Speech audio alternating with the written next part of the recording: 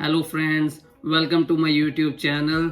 मुझे बहुत सारे लोगों के डीएम्स आए कि स्पाउस वीज़ा के रिलेटेड एक वीडियो बना दीजिए जिसमें हमें एलिजिबिलिटी क्राइटेरिया समझाया हो और डॉक्यूमेंट्स की चेकलिस्ट दिखाई हो, प्लस डॉक्यूमेंट्स की डिटेल्स बताई गई हो। ये टॉपिक काफ़ी बड़ा है, इसलिए मैंने इस टॉपिक को ब्रेक डाउन किया है। इस वीडियो में मैं आपको बताऊंगा कि स्पाउस ओपन वर्क परमिट उन लोगों के लिए जो आउटसाइड कनाडा अभी रिजाइड कर रहे हैं, उनको कैसे अपना एलिजिबिलिटी क्राइटेरिया चेक करना है, प्लस क्या क्या डॉक्यूमेंट्स की एक बेसिक डिटेल्स आपको पता होनी चाहिए कि आपको कौन कौन से डॉक्यूमेंट्स रेडी करने हैं अप्लाई करने से पहले। तो इस वीडियो को एंड तक ज़रूर देखना, क्योंकि इसमें बहुत सारी इंफॉर्मेशन मैं आप लोगों से शेयर करने वाला हूं जो आपके बहुत काम आने वाली है अगर आप spouse open work permit for Canada outside Canada रह के अप्लाई करना चाहते हैं। तो आइए शुरू करते हैं इस वीडियो को। आरसीसी का पोर्टल है, इसका लिंक मैं आपको डिस्क्रिप्शन में दे दूंगा। यहाँ पे आप स्क्रॉल डाउन करेंगे तो हमें कुछ क्वेश्चंस के आंसर देने हैं जिससे हमें पता चलेगा कि अप्लाई कैसे करना है। ठीक है, तो फर्स्ट क्वेश्चन यहाँ पे है, where are you applying from. तो हमारे इस केस के लिए हम कंसिडर कर रहे हैं कि हम आउटसाइड कनाडा हैं, तो इसलिए सिलेक्ट करेंगे आउटसाइड कनाडा। उसके बाद दूसरा क्वेश्चन हमारे पास है, choose the option that best describes you. तो हमारे लिए ऑप्शन थर्ड ही सही बैठता है इस केस के लिए। आप ज़रूर पढ़िएगा और उसमें से अगर आपका ऑप्शन कोई उसमें से चूज़ करने वाला है तो आप वो चूज़ करिएगा। ठीक है, उसके बाद आप स्क्रॉल डाउन करेंगे तो ये लिंक खुलेगा आपके पास, इस पे आपको क्लिक करना है और नया पेज ओपन हो जाएगा। तो ये पेज हमारे पास ओपन हो गया, इस पे आप स्क्रॉल डाउन करेंगे। अब यहाँ आप देख रहे हैं कि लिखा हुआ apply online for a work permit.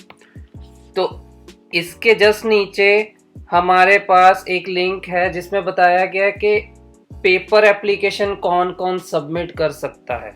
तो अगर इनमें से कोई कंडीशन आप पे अप्लाई होती है तो आप पेपर एप्लीकेशन भी सबमिट कर सकते हैं, अदरवाइज आपको ऑनलाइन ही एप्लीकेशन रिकमेंडेड है। तो हमारा फर्स्ट क्वेश्चन यही है कि हाउ आर यू अप्लाइंग, तो हम यहाँ पे ऑनलाइन सेलेक्ट करेंगे। ठीक है, उसके बाद सेकंड क्वेश्चन हमारे पास है, where are you applying from. तो इस केस के लिए मैं इंडिया सेलेक्ट करूँगा। आप जिस भी कंट्री से अप्लाई कर रहे हैं आप अपना कंट्री सेलेक्ट करिएगा, और उसमें रीज़न ये है कि हर कंट्री की अपनी अपनी वीज़ा रिक्वायरमेंट्स हैं जो इसमें दिखाई जाएंगी। जैसे ये दिखा रहा है अभी इंडिया के लिए, तो आप अपना कंट्री सेलेक्ट करेंगे। कुछ कंट्रीज के लिए वीज़ा रिक्वायरमेंट्स है ही नहीं। तो अब हम यहाँ पे जनरल गाइड पहले स्टडी करेंगे कि हमें क्या क्या डॉक्यूमेंट्स की ज़रूरत है, उसके बाद मैं आपको वीज़ा रिक्वायरमेंट्स के बारे में भी बताऊंगा। तो पहले हम ओपन करते हैं इंस्ट्रक्शन गाइड। तो ये है हमारी guide 5487 applying for a work permit outside Canada. ये गाइड एक ओवरव्यू देती है हमारे फुल एप्लीकेशन के लिए। तो हम यहाँ पे सबसे पहले गैदर डॉक्यूमेंट के ऑप्शन पे जाएंगे। हाँ, यहाँ पे हमारा फर्स्ट जो डॉक्यूमेंट हमें चाहिए वो है प्रूफ ऑफ आइडेंटिटी, और उसमें उन्होंने बोला है वैलिड पासपोर्ट और travel documents that guarantee you re entry to the country और territory that issued it. So इसमें हमें एक अपना वैलिड पासपोर्ट चाहिए, और मैं पासपोर्ट का आपको बताऊंगा कि आपको कौन कौन से पेजेस उसके स्कैन करके लगाने हैं जब हम फॉर्म भरने लगेंगे उस टाइम पे। उसके बाद 2 फोटोज़ चाहिए हमें। फ़ोटोज़ की जो डायमेंशंस हैं, फ़ोटोज़ की जो स्पेसिफिकेशन है, वो भी मैं आपको फुली डिस्क्राइब करूंगा जब हम ऑनलाइन पोर्टल में अपना फॉर्म फिल आउट करेंगे तब। सेकंड पॉइंट है हमारा proof of employment in Canada. तो ये इस सिनेरियो में हम कंसिडर करें ये ओपन वर्क परमिट है और हम आउटसाइड कनाडा अप्लाई कर रहे हैं, तो ये हमारे लिए एप्लीकेबल नहीं है। तो थर्ड पॉइंट पे आते हैं, प्रूफ ऑफ रिलेशनशिप। तो हम कंसिडर कर रहे हैं कि हम spouse open work permit apply कर रहे हैं, तो इसमें हमें अपना मैरिज सर्टिफिकेट, मेरे केस में मैंने अपना मैरिज सर्टिफिकेट, पैलेस का सर्टिफिकेट, टेम्पल का सर्टिफिकेट, तीनों लगाए थे। तो आप इसके लिए जितने प्रूफ दे सकते हो जरूर दीजिएगा, ठीक है। अदर डॉक्यूमेंट्स जो इन 3 डॉक्यूमेंट्स के अलावा डॉक्यूमेंट्स हैं वो इस चीज में आएंगे, वो भी मैं आपको बताता हूं कि कौन से आएंगे अदर डॉक्यूमेंट्स। तो हम वापस अपने पोर्टल पे जाएंगे, हम अपनी वीजा रिक्वायरमेंट वाली गाइड ओपन करेंगे। मेरा वाईफाई थोड़ा स्लो है, ठीक है। तो ये हमारी गाइड ओपन हो गई है, वीजा रिक्वायरमेंट स्पेसिफिक, जो कुछ कंट्रीज के लिए एप्लीकेबल है और कुछ कंट्रीज के लिए ये एप्लीकेबल नहीं है। इंडिया के लिए ये एप्लीकेबल है, तो उसके लिए ये गाइड बनाई गई है। अब इसमें जो हमारा फर्स्ट था कि original valid passport and photocopy of the biodata, अब इसमें आपको अपने पासपोर्ट, ओरिजिनल पासपोर्ट आपको भेजने की कोई ज़रूरत नहीं है क्योंकि हम ऑनलाइन एप्लीकेशन सबमिट कर रहे हैं।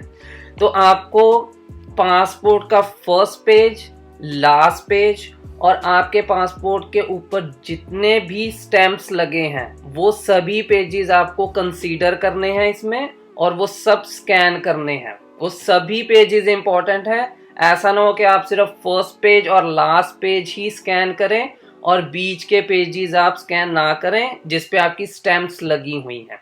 अगर कोई स्टैम्प नहीं है तो सिर्फ फर्स्ट पेज और लास्ट पेज ही स्कैन करने की ज़रूरत है, ठीक है। अब कुछ एडिशनल सपोर्टिंग डॉक्यूमेंट्स भी हमें इसके साथ सबमिट करने हैं।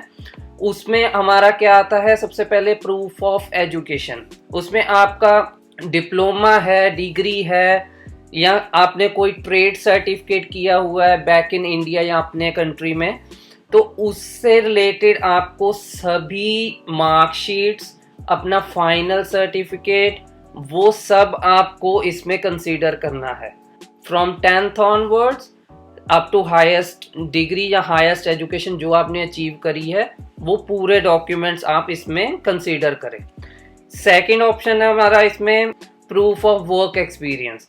जैसे मेरा वर्क एक्सपीरियंस था back in India about 6 years, तो उसके लिए आपको उसका अपॉइंटमेंट लेटर्स, रिलीविंग लेटर्स, जितने एम्प्लॉयर्स के साथ आपने काम करा है उन सब का आपको ये लेटर्स लेने हैं, उनकी सैलरी स्लिप्स, फॉर्म 16, आपका जॉब ड्यूटीज लेटर, और इसके साथ आपको डिटेल्स लगानी होती हैं कि आपके एम्प्लॉयर का नाम क्या था, उनका एड्रेस क्या था, कॉन्टैक्ट नंबर जो वो यूज़ कर रहे थे उस टाइम पे। आप इसमें से मिस कुछ भी मत करना। अगर आपका वर्क एक्सपीरियंस है, मेक श्योर कि आप सभी लेटर्स इसमें लगाएं, ठीक है। अब उसके बाद आपका नेक्स्ट जो डॉक्यूमेंट है वो है प्रूफ ऑफ पर्सनल फंड्स।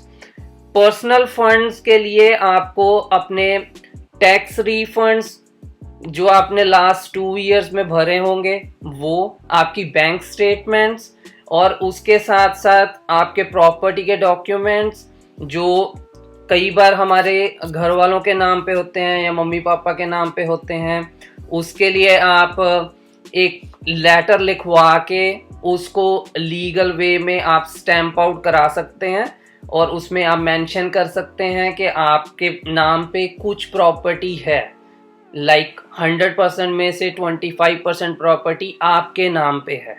जैसे मेरे केस में क्या था कि मेरे मम्मी पापा की प्रॉपर्टी पूरी उनके नाम पे ही थी लीगली, तो मैंने उसके लिए एक लेटर खुद से लिख के उसको लीगली स्टैम्प आउट करवाया था और उस पे यही मेंशन किया था कि उसमें से 50% प्रॉपर्टी मेरे नाम पे है। तो ऐसा एक लेटर आप बनवा सकते हैं अगर आपके नाम पे कोई भी property back in your country नहीं है, ठीक है। उसके बाद क्योंकि ये हम स्पाउस वीज़ा के लिए कंसीडर कर रहे हैं ये केस, तो मेक श्योर कि आप मैरिज सर्टिफिकेट ज़रूर लगाएं। और अगर आपका कोई चाइल्ड है जो अकम्पनी करेगा, आप उसका भी वीज़ा अप्लाई कर रहे हैं, तो मेक श्योर उसका बर्थ सर्टिफिकेट भी आप बीच में फॉर्म में लगाएं, ठीक है। तो लास्ट हमारा डॉक्यूमेंट जो इसमें रहेगा वो है फैमिली इंफॉर्मेशन फॉर्म IMM 5707। ये फॉर्म भी मैं आपको बताऊंगा कि वो कैसे भरना है, उसमें क्या क्या डिटेल्स आपको भरनी है। मेनली फैमिली की डिटेल्स होती हैं, वो जब हम ऑनलाइन पोर्टल में फिल आउट करेंगे उस टाइम पे मैं आपको डिस्क्राइब करूंगा। तो अब वापस वही पोर्टल पे चलते हैं, ठीक है। तो अभी इसके लिए आपका या तो IRCC में अकाउंट होना चाहिए या आप नया अकाउंट बना लीजिए। लॉगिन करने के बाद ये पेज ओपन अप होगा, इस पर आपको स्क्रॉल डाउन करना है, जहाँ पे लिखा हुआ स्टार्ट एन एप्लीकेशन, इसके नीचे apply to come to Canada, इस पर आपको क्लिक करना है। तो इस पेज के ओपन अप होते ही आपको स्क्रॉल डाउन करना है, जहाँ पे लिखा है विजिटर वीज़ा, स्टडी और वर्क परमिट, इस पे आपको क्लिक करना है। अब ये ऑनलाइन फॉर्म फिल आउट करना होगा, जिससे हमें पता चलेगा कि हम एलिजिबल हैं या नहीं। तो हम ये फॉर्म अभी एक एक करके फिल आउट करेंगे। तो सबसे पहला क्वेश्चन है what would you like to do in Canada. हम करेंगे work. How long are you planning to stay in Canada, इसमें हम क्लिक करेंगे temporarily more than 6 months। Select the code that matches one of your passport, इस पर हम select करेंगे India. What is your current country territory of residence, दोस्तों हम अभी इंडिया से अप्लाई कर रहे हैं, तो हमारी रेजिडेंसी अभी करंटली इंडिया है। Do you have a family member who is Canadian citizen और परमानेंट रेजिडेंस। तो अब हम करंटली हम ये सिनेरियो लेके चल रहे हैं कि अभी के लिए हमारे स्पाउस या तो स्टूडेंट हैं या वर्क परमिट पे हैं, तो इसलिए हम सेलेक्ट करेंगे no. What is your date of birth, तो हम रैंडमली कोई भी डेट सेलेक्ट कर लेंगे वीडियो पर्पस के लिए। January 1st, क्लिक करेंगे next.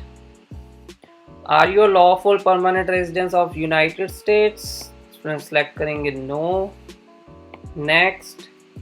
I have a job offer and my employer gave me offer of employment और LMIA। तो इस केस में हम कंसीडर कर रहे हैं कि अभी हम इंडिया में और हम ओपन वर्क परमिट के लिए अप्लाई कर रहे हैं, तो हमारे पास कोई एम्प्लॉयमेंट नहीं है, तो हम सेलेक्ट करेंगे no. Next. Do you plan to work in one of the following categories, तो ये कुछ कैटेगरीज दी गई हैं और हम ओपन वर्क परमिट के लिए अप्लाई कर रहे हैं, तो इसमें हम सेलेक्ट करेंगे no. Will you be coming to Canada under active public policy, इस पर हम सेलेक्ट करेंगे no. Are you a spouse, common law partner or dependent child of a person who has or is applying for work permit from tier 0, 1, 2, 3। तो इस question में अगर आपका spouse work permit पे है और वो इन नॉक कोड्स में काम कर रहा है, या आपका स्पाउस जो कनाडा में है वो स्टडी परमिट पे और फुल टाइम स्टूडेंट है, तो हम इसमें से कोई एक आपको एलिजिबल होगा और आप सेलेक्ट करेंगे यस। नेक्स्ट क्वेश्चन में है have you recently graduated from a participating Canadian. तो अभी हम इंडिया में हैं और हमने कोई एजुकेशन नहीं करी है, ये मैं अज्यूम कर रहा हूँ, तो हम सेलेक्ट करेंगे नो। क्लिक करेंगे next. What is your marital status, तो इस केस में हम spouse open work permit apply कर रहे हैं, तो हम मैरिड हैं, तो हम सेलेक्ट करेंगे married. What is your province of destination, तो वीडियो पर्पस के लिए मैं सेलेक्ट कर लेता हूँ ओंटारियो, लेकिन आप जहाँ पे भी जिस प्रोविंस में जाना चाहते हैं, जहाँ पे भी आपके स्पाउस वर्क वीज़ा पे हैं या स्टडी कर रहे हैं, आप वो प्रोविंस सेलेक्ट करेंगे। क्लिक करेंगे नेक्स्ट।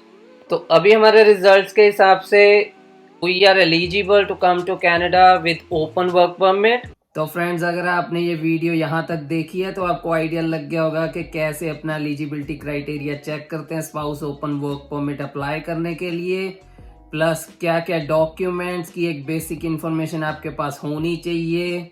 इस वीडियो के लिए इतना ही। अगर आपको स्पाउस ओपन वर्क परमिट से रिलेटेड डॉक्यूमेंट्स की डिटेल्ड इन्फॉर्मेशन चाहिए, उसके लिए मैंने एक अलग वीडियो बनाई हुई है, आपको उसका लिंक ऊपर कहीं स्क्रीन पे नजर आ रहा होगा, वो वीडियो को जाके चेक करिए। फिर मैं मिलूंगा आपसे एक नई इन्फॉर्मेशन लेके एक नए ब्लॉग के साथ। तब तक के लिए thank you for all the support and love.